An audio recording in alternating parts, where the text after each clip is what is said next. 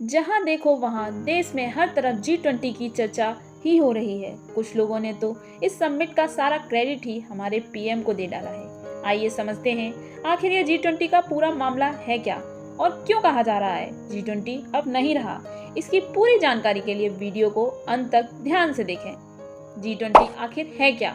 G20 मतलब group of 20। ये एक इंटर गवर्नमेंटल फोरम है जिसमें 19 इंडिविजुअल कंट्रीज, जिसमें Australia, Canada, Saudi Arabia, US, India, UK, Russia, Argentina, Brazil, Turkey, Mexico, France, Germany, China, Indonesia, Japan, south Korea जैसी countries शामिल हैं और एक यूरोपियन यूनियन है।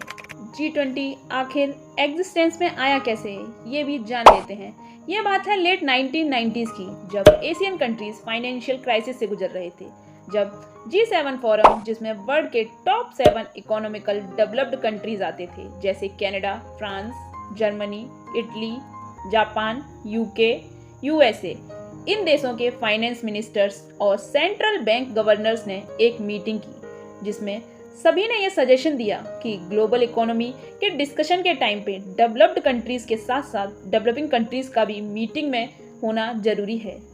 इसी सजेशन को मानते हुए 1999 में वर्ल्ड की सबसे बड़ी इकोनॉमी वाले डेवलप्ड और डेवलपिंग कंट्रीज ने मिलकर G20 बनाया, ताकि फ्यूचर में आने वाली किसी भी इकोनॉमिकल क्राइसिस को अवॉइड किया जा सके और इकोनॉमिक, फाइनेंशियल स्टेबिलिटी और सस्टेनेबल गोल्स की तरफ बढ़ा जा सके।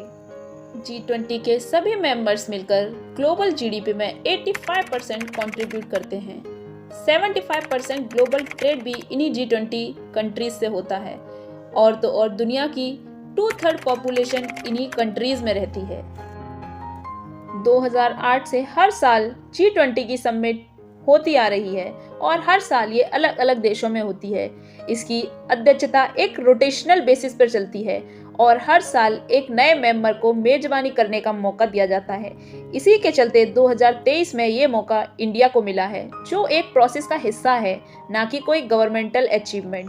और इस बार की G20 थीम है वसुधैव कुटुंबकम, यानी one earth, one family, one future. G20 का कोई एडमिनिस्ट्रेटिव ऑफिस यानी परमानेंट हेडक्वार्टर नहीं है, जिसकी वजह से यहाँ ट्रोइका देशों की इम्पोर्टेंस बढ़ जाती है, जो G20 में डिस्कस किए जाने वाले मुद्दों या एजेंडा को निर्धारित करते हैं।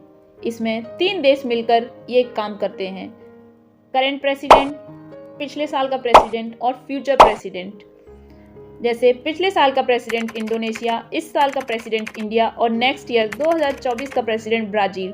ये ट्रोइका कंट्रीज हैं इस साल की। और इस साल अफ्रीकन यूनियन को भी इस ग्रुप में शामिल कर लिया गया है। 1999 के बाद ये पहली बार है कि किसी कंट्री को एक परमानेंट मेंबर के तौर पर G20 में शामिल किया गया है और इस तरह G20 अब बन गया है G21। आशा करती हूँ ये वीडियो आपको पसंद आई होगी।